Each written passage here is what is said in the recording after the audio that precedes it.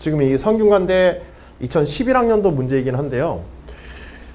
아마 어떤 논술 교재나 뭐 강의를 듣더라도 한 번쯤은 꼭 나오는 확률 파트에서 확률의 대표적인 예시 문제에서 꼭 나오는 문제가 게임의 확률에서 꼭 나오는 문제 중에 하나가 여기 문제 2번 확률대 2011학년도 기출문제야.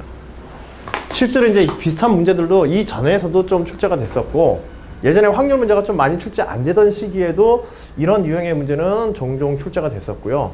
나왔다 하면은 그 다음에 최근에 이제 확률 문제에서도 이런 이제 게임의 확률로서 그 사건과 사건 게임은 게임인데 이전 사건과 그 다음 사건이 어떻게 게임이 연결되는가 그 규칙을 갖다 파악하고 식으로 만들고 경우의 수에 따라 가지고 종류에 따라 가지고 결과물을 갖다 확률적으로 계산하는 가장 이제 전형적인 그런 확률 파트의 문항이라고 하겠습니다.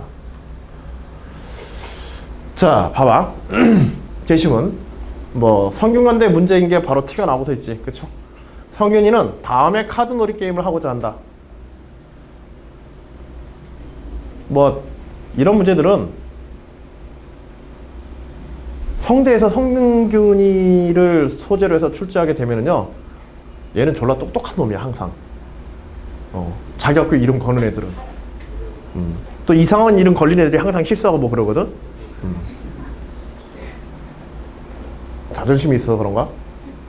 여하튼지 일단 확률 파트에서 자기 학교 이름 걸고 나오는 학생들이 나오면 되게 똑똑한 학생인데 여기서 제가 똑똑하다고 하는 건 뭘 얘기하는 거냐면 항상 합리적인 선택을 하는 상황이 주어지게 돼, 그 학생한테는. 그래서 여러분들이 혹시 간혹 가다가 이 확률이나 통계, 특히 확률 문제들 보다 보면은 문제의 조건이라고 부르는 것이 약간 허술한 문제들이 조금 있어. 아, 이거는 이런 조건이 꼭 들어가야 되지 않나? 어떻게 이렇게 생각할 수 있지?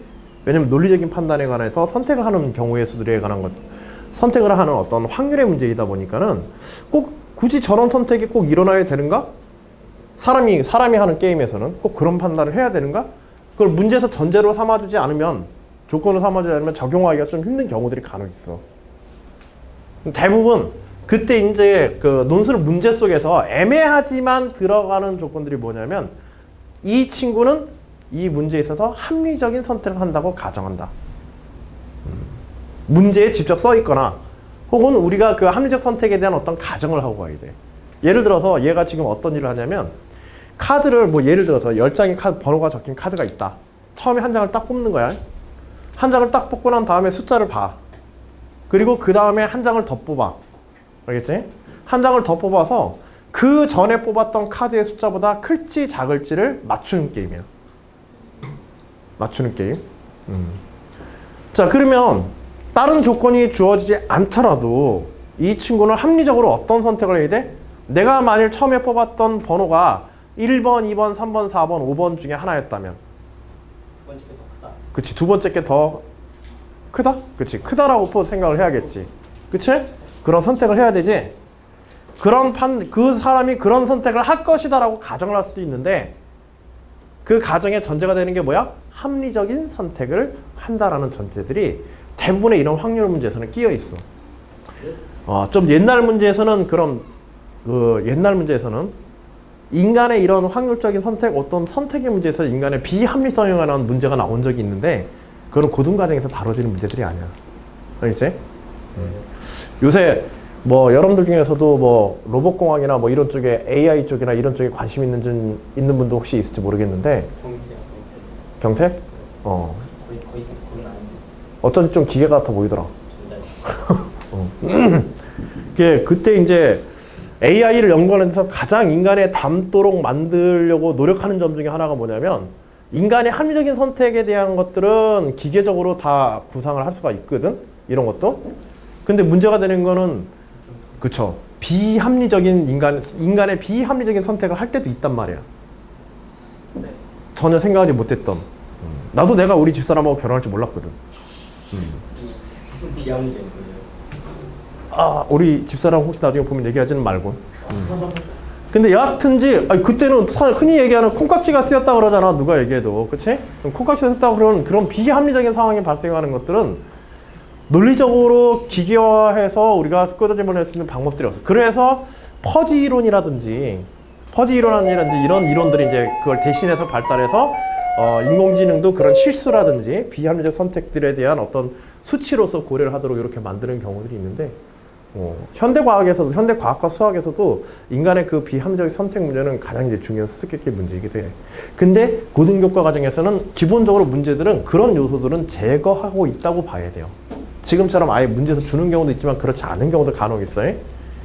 여러분들은 뭐 그런 경우들이 없겠지만은 인문계 학생들이 오히려 이런 확률 문제, 상경계에서 인문계 상경계에서 이제 수리 문제 이런 문제들 풀다 보면 그런 합리적 선택에 대해서 잘 이해하지 못하는 그래서 이제 문제를 갖다가 아예 이거는 문제가 성립 안 됩니다. 이런 경우도 있을 수 있기 때문에 이런 식으로 이제 성균이가 그런 식으로 선택 안 하면 어떻게 할 겁니까? 라고 답안지에다 써놓으면 이제 망하는 거지, 그치? 응? 그런 생각을 하기보다는 어떻게 합리적인 선택이 이루어지고 있는가를 찾아내는데 주력하야. 알겠지? 주의해서.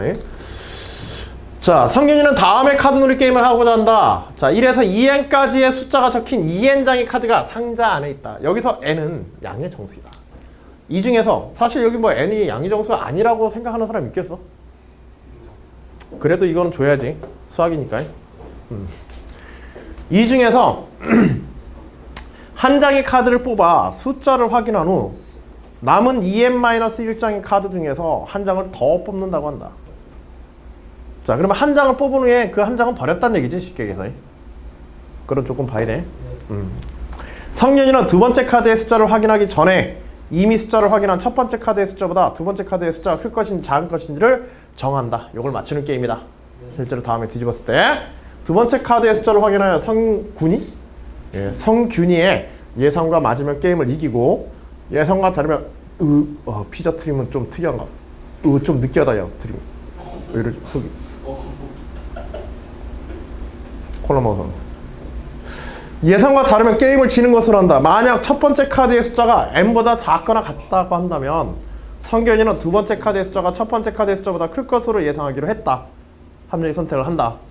또 한 첫 번째 카드가 n보다 큰 값이 나온다면 두 번째 카드의 숫자는 첫 번째 카드보다 작은 숫자가 나올 것으로 예상하기로 했다. 보통은 이렇게 설명을 다 해줘요. 그렇지 않더라도 이제 합리적 선택에 대한 전제를 가지고 있어야 되고, 예를 들어서 합리적 선택이라는 것 중에서 만약 우리가 투자를 한다고 하자. 투자를 했을 때 은행에 예금하는 것과 주식에 투자하는 것들은 전혀 상황이 다르지. 그래서 그 앞으로 벌어들일 이득에 대한 기대값을 갖다가 알아보고 싶어. 통계적으로 기대값을 알아보고 싶어. 근데 그 기대값에 대한 정도를 갖다 예측을 할 때, 범위를 정할 때, 기대값의 범위를 정하거나 혹은 확률 변수들을 설정을 할 때, 확률 변수들을 설정을 할 때, 실제로 이제 내가 투자한 금액에 대해서 손실을 보는 경우도 고려를 해야 되지. 어떤 경우에는? 주식 투자를 하는 경우에는. 근데 만일 예적금을 들었다는 전제가 있으면 다른 설명을 하지 않아도 은행에 대한 예금은 손해를 보는 경우는 생긴다, 안 생긴다? 안 생긴다. 라고 전제가 깔려 있는 거야. 그런 전제를 무시하거나 혹은 잘못 착각하게 되면은 또 심지어는 그게 이제 예전에 문제로 나왔던 건데 어떤 학생도 있냐면 은행의 예적금도 손해볼 수 있다. 왜? 은행이 망하면. 은행이 망하면 날릴 수 있지 않느냐. 그랬더니 그 옆에 있는 친구를 또 한술 더 떠가지고 요새는 예금자 보호법이 있어가지고 5천만 원까지는 보호해준다. 야, 그걸 어떻게 문제에다가 반영을 할 거야. 우리 현실에서의 어떤 상황들이 있기는 하지만 수리적인 어떤 문제에 있어서는 이제 그런 합리적인 전제라는 것도 여러분들이 조금 이해를 해주셔야 돼. 네, 다녀오세요. 뭐 이 문제는 그런 건 없어요. 보통 이제 자연계 문제에서 그런 경우가 나타나진 않지만 간혹 이제 그럴 수도 있으니까는 자, n = 5인 경우, 즉 1에서 10까지의 숫자가 적힌 10장의 카드를 가지고서 게임을 할 때 성균이가 게임을 이길 확률을 구하시오. 이거 어떻게 구해야겠어요? 뭐 안 듣다가 들으려니까 풀려니까 나오냐? 둘이 장난치다. 작거나 같을 때 그리고 뭐 클 때 뭐 이런 식으로 나누긴 나눠야 되는데 노가다에서 일반화해. 그치. 일단은 그 노가다에서 일반화한다. 1을 뽑을 때랑 2를 뽑을 때 1 차이밖에 안 나요. 그치. 부분에 그쵸. 그걸 이제 경우의 수나 확률로 계산해 둘레 얘기들이. 그래서 일단은 이게 봐봐. 그럴 때 이제 논술 문제에서는 1번하고 2번을 좀 먼저 문제부터 좀 보고 하라고 그랬지. 1번하고 2번을 한번 같이 한번 봐봐. 2번은 어떻게 돼 있어? 1번은 n이 한없이 커질 때. 그치, n이 한없이 커질 때. 그러니까 2번은 1번에 대해서 어떻게 돼 있는 거야? 리미트 리미트와 더불어서 1번. 일반화가 되어 있는 거야. 알겠지? 그러니까 1번은 예시를 다루는 거니까 이럴 때는 앞에서 예준이가 얘기한 것처럼 하나씩 다뤄서 경험적으로 추적을 해보는 거야. 그리고 규칙을 뽑아내서 2번에서 일반화를 시켜버리는 거지. 그치? 네. 그리고 1번에서 이제 하나씩 다뤄갈 때, 하나씩 데려갈 때라는 얘기는 결국 처음에, 중요한 건 처음에 어떤 카드를 뽑았느냐가 중요하겠지. 그래서 1번, 2번, 3번, 4번, 5번, 6번, 7번, 8번, 9번, 10번 카드를 각각 뽑았었을 때 그 다음에 예를 들어서 1번에서 5번까지는 성균이는 그 다음에 어떨 것이라고 선택을 하게 돼? 큰 수가 나올 거라고 선택을 하겠지. 자, 큰 수가 나온다고 선택을 했었을 때 맞을 확률을 계산하는 거지. 그치? 예를 들어서 1번 카드가 나왔다. 큰 것이 나올 거라고 당연히 판단할 것이다. 합리적으로. 그치? 문제 조건에서. 자, 그 판단이 맞을 확률을 계산하면 되는 거지. 실제로 이제 1이 빠지고 9개의 카드 중에서 몇 개의 카드가 1보다 큰 카드에 해당하게 돼? 9개 중에 9개가 속하게 되지. 그치? 그래서 성균이가 1번 카드를 뽑고 우승을 맞출 확률은 어떻게 되겠어? 1번 카드를 뽑는 확률 자체도 계산해야 되지. 그쵸? 10분의 1 곱하기 1분의 1이 되어지니까 9분의 9가 되어지니까는 그치? 10분의 1의 확률이 될 거야. 자, 2번도 예시를 들어서 생각하자. 크다고 가정하는 경우들이죠. 첫 번째 2번의 카드를 뽑았었을 때는 실제로 크다고, 이때도 크다고 예측하겠지? 그치? 1, 2, 3, 4, 5번까지는 다음의 카드가 클 것이라고 이렇게 예측할 거야. 나머지 6번부터 9번, 10번까지는 그쵸, 작다고 예측하겠지? 요 5가지는. 그리고 2번에서 실제로 크다고 했었을 때 그것이 맞아떨어지는 경우에들이나 어떤 경우들이다? 얼만큼 있다? 3에서 그쵸, 3에서 9까지로서 총 몇 가지? 9가지 중에서 7가지. 8개. 2개 빠졌잖아. 1만 빠진 거 아니야? 이름 10가지 숫자. 아, 하나가 빠졌나? 아, 1에서 10까지지, 10까지. 그치? 그래서 8개. 9분의 8. 그리고 요거 자체가 뽑힐 확률은 항상 10분의 1이지. 자, 그러고 나서 그 다음 것까지 해서 규칙을 쭉 생각해 보니까는 결국에는 여기서는 뭐 6번보다 커서 10번까지 다 해가지고 분모는 그대로 구이고 가능한 경우의 수들이 하나씩 줄어드는 걸 알 수 있지? 값들이 증가할수록. 그래서 여기서는 몇 가지 가나? 6까지 가나? 8, 7, 6, 5까지 가겠네요. 그쵸? 5까지. 9분의 5까지 이렇게. 그 다음에 이제 6번부터는 성균이는 작다고 선택을 할 테고, 그치? 작은 게 나올 거라고 선택할 테고, 작은 게 나오는 실제 경우의 수들을 확률로 계산해 주면 되겠지. 그치? 예를 들어 6번의 경우에는 1번에서부터 5번까지가 가능하고 총 9가지 중에 5가지가 가능하겠죠. 네. 자, 느낌상 어때? 이게 거꾸로 하겠죠? 대칭이 뭐 그거 확인하면 돼. 그래서 그쵸, 대칭 형태가 5에서 6 해가지고, 그리고 마지막에는 뭘로? 9분의 9로 이렇게 이제 확률로 끝나게 될 거야. 자, 그렇게 해서 결국 이 문제는 뭘 계산하는 문제야? 요 10분의 2다. 이거 전체를 다 더해서, 즉 9분의 5부터 9분의 1까지 9분의 5부터 9분의 6, 7, 8, 9, 10까지를 갖다가 더해서 몇 배? 2배 하여서 10분의 1을 취하해 주게 되면, 그치? 전체 성균이가 이길 확률이 나오겠죠. 그치? 네. 자, 근데 요거를 일반화해서 2번에서는 극한으로 보내려고 하는 거야. 일반화해서 극한으로. 자, 그러면 2n장의 카드면은 아주 대표적인 문제지. 1번은 예시, 2번은 일반화. 얘를 갖다가 몇으로? 얘를 n번째 카드, 1번에서 n번 카드로 놓고, 얘는 n 플러스 1번째부터 마지막에 2n번까지의 카드로 이렇게 놓으면 되겠지? 네. 그치? 그러면 여기 각각에서 이길 확률의 다음번의 카드의 수는 어떻게 되게 돼? 2n-1개의 카드 중에서. 그치? 네. 1이 나왔을 때는 2n-1개의 확률이 될 테고, 그 다음에 여기서는 2n-2. 자, 요 번호를, 이 번호의 값들을 우리 K라고 이렇게 해보면 좋겠다. 일반화시키기 위해서. 그치? 그래서 n번까지는 어떻게 계산돼요? 각각의 확률들이 2n-1분의 2n-k. k 이퀄 어디서부터 어디까지? 1부터 n까지에 대해서. 그치? 그것들을 다 더하면 되겠지? 이길 확률은. 여기에 얼마를 곱해? 10분의 1. 각각의 카드가 뽑아질 확률. 어디에? 아, 1번부터 n번까지 카드에 대해서. 즉 성균이가 크다라고 판정할 확률에 대해서 먼저 해주고 일반화를 시키더라도 일단 단계는 다 밟아가야지. 그치? 그 다음에 그 다음번에서는 그 다음번에서는 그치? 그 n분의 2n-1분의 n부터 시작해가지고 그치? 그 다음에 어디까지?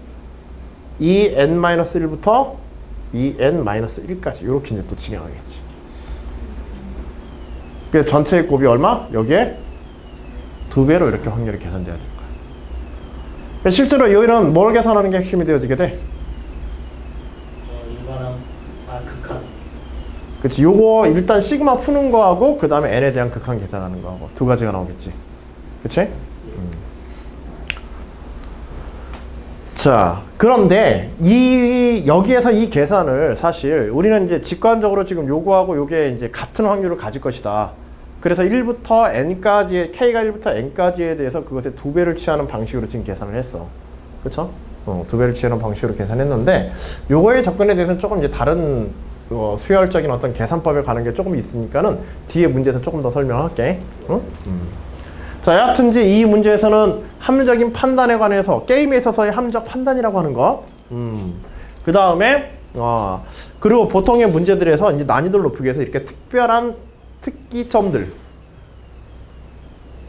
변환상의 그 계산상에서 어떤 특이점들이 존재하는 경우들을 조건 속에 포함시키는 조건 속에 포함시키는 경우들이 많기 때문에 그런 특이점을 기준으로 해서 대칭성이라든지 이런 것들을 확률 판단에서도 이제 고려한다든지 이런 점들도 적극적으로 생각해야 되고, 이런 시그마 연산이나 컨비네이션의 합에 관한 연산, 이항 정리지, 그런 것들에 대한 활용들도 자주 등장해. 이런 게임 확률을 보다 보면 계산 부분에서 여기서는 이제 계산 부분도 상당히 중요한 문제가 되니까, 게임 확률에서는 계산 부분도 상당히 중요한 문제가 되니까 그에 대한 식의 구성에 관한 설명이라든지, 그리고 예를 들어서 지금 이런 선택의 문제에 있어서는 이런 특별한 선택의 종류들이 가능할 때는 이런 것들을 이제 표로만 답안 작성할 때 이제 표를 구성해서 답안 작성한다든지 이런 것도 상당히 좋은 방법이야. 네, 그 표할 때 추가적인 설명 같은 거를 글로 써야 돼요. 그치. 그 표의 구성이 어떻게 되어 있는지에 관한 설명을 하는 거야. 여기에는 내용을 쓰는 게 아니라. 자, 기왕 뭐 질문이 나왔으니까 표를 활용해서 논술 답안을 작성할 때 주의사항 한두 가지 얘기해 줄게. 특히 이런 확률 문제에서 각각의 경우에 대한 어떤 확률들을 갖다가 표 안에다가 쓴다든지 할 때 학생들이 표를 다룰 때 좀 주의해야 될 가지가 몇 가지가 있는데, 뭐냐면 뭐 큰 건 아니고요. 그림이나 표는 여하튼지 표 그림 해가지고 이런 식으로 번호를 항상 붙여주려고 그랬어, 습관적으로. 그래서 내용상에서 표 1에 어떤 것으로부터, 혹은 표 1에서 K가 1부터 N까지 변화해가는 동안에 이러이러한 규칙이 있다, 내가 발견한 규칙, 그런 것들은 옆에 서술로 다 해주는 거야. 알았지? 또 뭐 위의 내용들을 갖다가 정리해보면 표 1과 같다. 그래서 성균이가 크다 작다로 첫 번째 카드를 보고 크다 작다를 판단함에 따라서 나타날 수 있는 확률들을 정리해보면, 확률들을 정리해보면 다음 표 1과 같다. 그렇게 앞에 설명해야겠지, 그런 부분들은. 그치? 표 1과 같다. 표 1에 K가 첫 번째 K가 5인 경우를 특별히 살펴보면, 뭐 이런 식으로 해서 표에 어떤 내용들을 또 불러다 쓰는 거고. 그리고 주의할 거 하나는 뭐냐면, 학생들이 특히 이런 계산들, 확률 계산들이 끼어드는 경우에는 이 표 안에다가 이 식을 여기다 쓰는 경우가 있어요. 그러니까 예를 들어서 지금 성균이가 여기 크다고 판단했다고 하자. 판단을 갖다가 성균이의 판단을 크다, 작다 뭐 이런 식으로 표시하고, 그 다음에 처음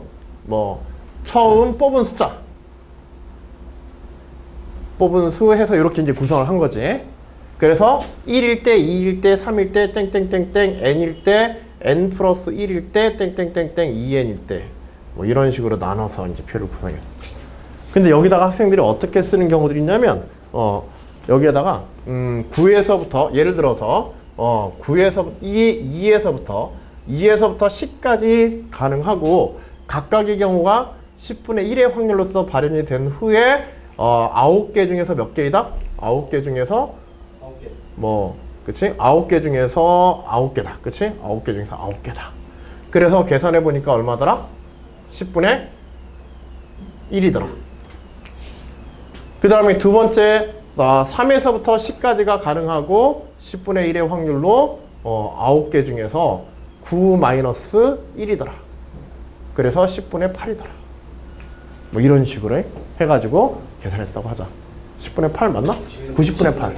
90분의 8. 뭐 이런 식으로 했다고 하자. 이 표안을 쓸 때는요. 표안에다가는 이런 식들은 쓰지 않는 거예요. 알겠죠? 표안에다가는 항상 그것의 표로서 자료로서 나타나는 결과들만 대부분 다 작성하는 거예요. 가능하면 최대한. 여기에 이 식에 관한 구성이라든지 설명들은 어디서 하는 거예요? 따로요. 그렇죠. 따로 옆에서 왜 그렇게 돼야 되는지 그리고 가능한 한 일반화해서 써주는 게 좋겠지. 그치? K가 어디에서 어디 사이일 때 1에서 K1이라고 하자. 이걸 K라고 하자. 뽑은 걸 K라고 할 때 K가 1과 1에서 5까지의 값들이라고 한다면 각각의 뭘 뽑을 확률? 각각의 카드를 처음에 첫 번째에서 각각의 카드를 뽑을 확률 10분의 1과 그 다음에 10개 중에서 나머지 9개 중에서 그 카드의 번호를 제외한 개수만큼. 그치? 그래서 9개 중에서 1번을 제외하게 되면 즉 10 마이너스지. 10 마이너스에서 10에서 한 장을 빼고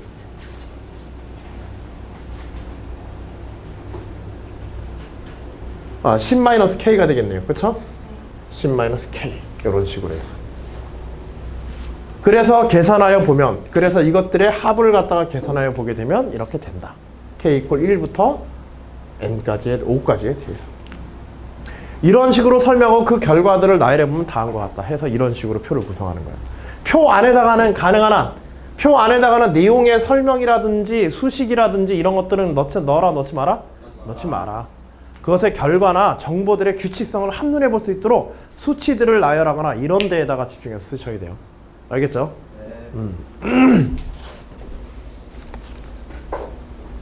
그러니까는 그런 표의 구성의 근거에 대한 설명을 그런 것들은 항상 어디에서? 따로 내용에서 서술해 주셔야 돼요. 그래야 나중에 답변상에서 혹은 답안의 내용상에서 설명 부족으로 처리되거나 하는 경우들이 줄어들게 돼. 표에다가 다 때려 넣으면은 구성 원리에 대한 근거 설명 부족으로 해서 감점되는 경우들이 간혹 있어요. 거기다 써놓고 학생들이 설명을 밖에 잘 안 하거든. 그 식의 구성 원리란 이런 것들에 대한 설명이란 이런 것들을. 그걸 잘 채운다면 문제가 안 되는데. 자, 여하튼지 두 번째 카드의 값이 K보다 클 확률과 작은 확률을 K의 관계식으로 이제 나타내고 그래서 두 번째 카드의 값이 K보다 클 확률은 9분의 10-K가 되어지고 K보다 작은 확률은 9분의 K-1이다. 그래서 K가 1부터 5일 때까지와 5에서 10일 때까지로 6에서 11일 때까지로 두 가지로 나눠서 이 각각의 확률 값들을 곱해주면 되겠지. 그리고 그것들을 다 더해주면 될 거예요. 자, 이거는 실제로 아까 전에는 이제 대칭성을 이용해서 우리가 2배 튕겨버리고 그냥 끝내버렸는데 그렇지 않고 직접 시그마를 계산하는 경우를 다 두 가지로 나눠서 각각 시그마를 다 계산하는 식을 지금 보여주고 있어요. 자, 그래서 K가 첫 번째 카드가 5보다 작거나 같은 경우에 이길 확률이 9분의 10-K이고 크다고 그 두 번째 카드가 크다고 예상하는 경우가 확률은 9분의 K-1이 될 테니까. 그래서 첫 번째 카드가 K가 나올 확률 10분의 1을 고려하여서 2N개의 카드면 2N분의 1이 되겠지? 예. 그래서 이길 확률들을 이제 전체를 정리해서 실제로는 식이 이렇게 만들어져야 돼. K 값에 따라서. 다만 우리가 아까 전에 대칭성이라는 것도 사실 우리가 직관적으로 본 거야. 그래 안 그래? 5와 6을 기준으로 해서 대칭적으로 해서 2배가 될 것이라는 건 실제로 그걸 계산해서 그런 게 아니라 그렇게 될 것이라고 예측한 거거든. 식 자체는 원래 이렇게 쓰여 있어야 되지? K 값이 1부터 어디까지 나왔었을 때 10까지 어떤 숫자들이 나왔을 때 그 각각에 대해서 따로따로 식들이 이렇게 완성돼서 만들어져야 돼. 그래서 여기서는 사실 이 상대 문제에서는 나중에 n으로 일반화했었을 때 뭐에 대한 계산까지 이 시그마에 대한 연산을 정리할 수 있는지 이거의 계산 능력까지 보는 문제야 사실은. 얘가 어디서부터 시작 안 하고 이건 좀 잘 알아둬. 최근에 이제 시그마 계산 문제에서 그 전에 잘 안 나오던 이런 시그마 연산이라든지 합에 대한 연산이라든지 이런 것들이 종종 나오니까 간혹 가다가. 여하튼 이거 계산해서 이제 정리해서 끝내면 되는 거죠.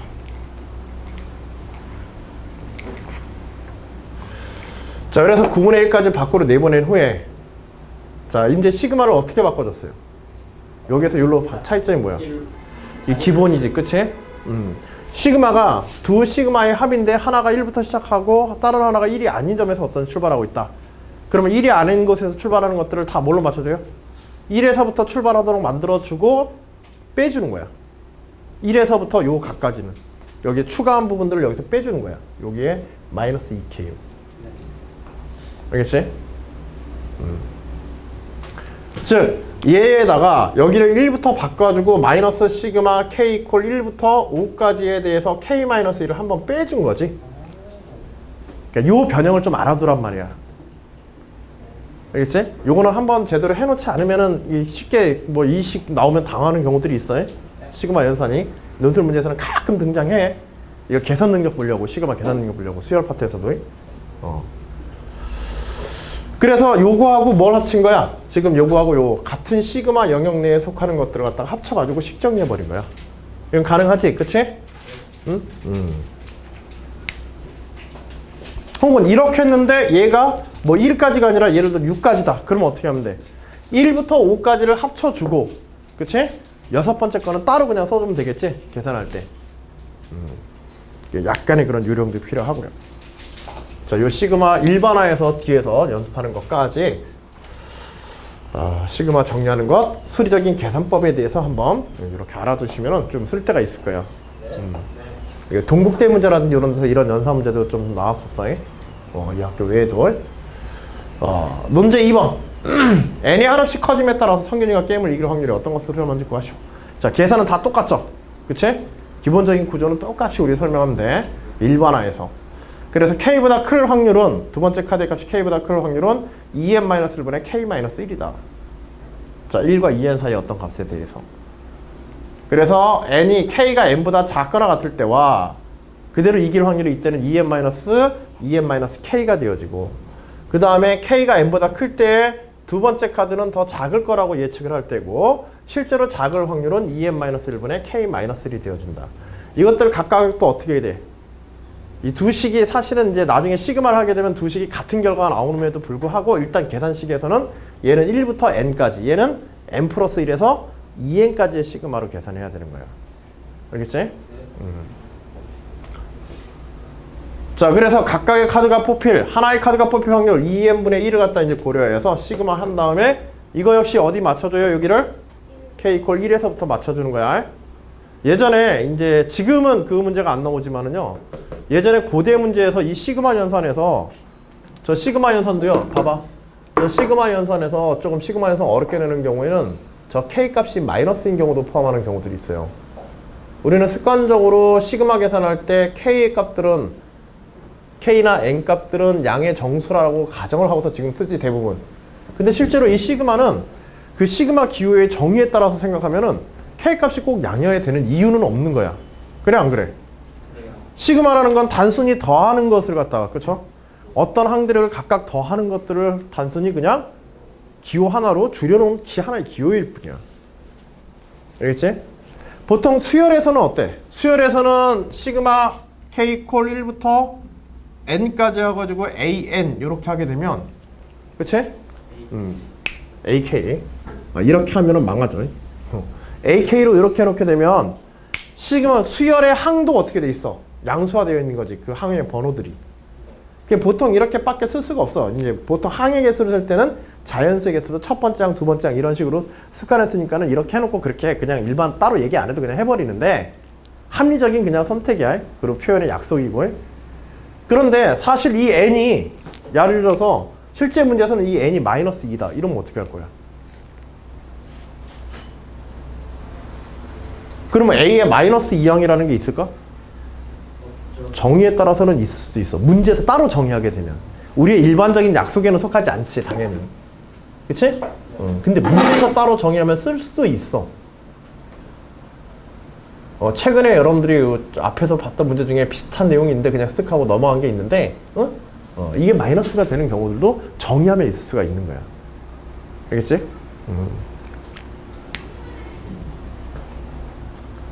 그래서 이 시그마 값에서의 이 천자의 값들도 편견을 두고서 얘가 의미되거나 그런 경우가 존재하지 않는다라고 미리 써놓으면 안 돼. 알겠지? 이거는 단순히 합이고 어떤 수에서부터 어떤 수까지를 더하는 것이기 때문에 이런 표현들은 n이 의미인 값에서부터 k가 뭐 마이너스 2에서부터 k가 뭐 m에서 n까지다. 자, 그리고 k의 합을 구한다라고 했었을 때 m과 n에 대해서 양수라는 문제에서 확실한 근거가 없으면 이것들은 양수라고 기본적으로 가정하는 것은 얘기 안 했는데 가정하는 것은 반드시 양인 근거를 여러분들이 스스로 서술해서 이거 해줘야 돼. 그렇지 않으면 m이 음인 경우들도 생각해야 된다 이거야. 알겠지? 네. 자, 그런 확장들이 지금은 잘 안 다뤄지는데 예전에 한동안 좀 잘 나왔었어요. 그 정도까지 확장은 아니지만은 이런 시그마의 변형식들을 갖다가 시그마의 범위의 변형식들을 여러분들이 다루는 것. 특히 나중에 그 이항 정리라든지 그런 거 할 때 중간 부분에서 이런 합에 대해서 이항 정리식에서 이런 시그마의 정리를 기준 시그마를 정리하다 보면 이항 정리에서 시그마를 정리하다 보면은 컨비네이션에 대한 이제 특별한 합의 규칙이나 차의 규칙 이런 것들이 뽑아져 나오는 경우도 종종 있고요. 변형식에서의. 자, 계산은 별거 아니지만 자, 그 규칙만 알면 뭐 K만 1로 맞춰주면 되지. 그치? 공통인수 2n-1은 앞으로 끄집어내고 그래서 K 이퀄 1부터 맞춰서 여기에 K-1을 한번 빼주면 되는 거지. 앞에서 1부터 n까지 해서 K-1을 한번 빼줘서 지금까지 정리한 후에 바로 이제 시그마를 풀면 되겠습니다. 그래서 이 경우에 n이 무한대로 가면 몇 분의 몇으로? 4분의 3으로 수렴하는 것을 알 수 있지? 그치? 극한에 대한 이야기하고 마무리하면 끝내면 되는 거예요. 알겠죠? 자, 지금 6시 57분인데 지금 두 번째 문항에 대해서는 일단 게임을 소재로 한 이제 확률 파트 예시 문제를 하나 다뤘고 게임 확률 문제는 대부분의 문제가 지금처럼 첫 번째는 예시고 두 번째는 일반화하는 경우들이 많아. 조건을 더 까다롭게 하는 건 그 또 다음 문제로 이어지고. 그리고 이 게임 확률 문제는 확률 출제하는 학교에서 거의 한 번 이상은 다 출제했던 문제들이야. 재작년에 연대 문제에서도 그렇고. 뭐 논술을 출제하는 학교 중에서 저 아래쪽 학교에서부터 상위권의 학교들까지 최근에 이런 게임 확률 문제들을 갖다가 소재로 해서 문제로 이제 삼는 경우들이 꽤 있으니까 연습 문제로서 좀 귀하게 이 2번과 3번을 점검해 두시기 바랍니다. 네. 그래요. 그럼 잠시 쉬었다가 7시 5분에 계속해서 진행하도록 할게요.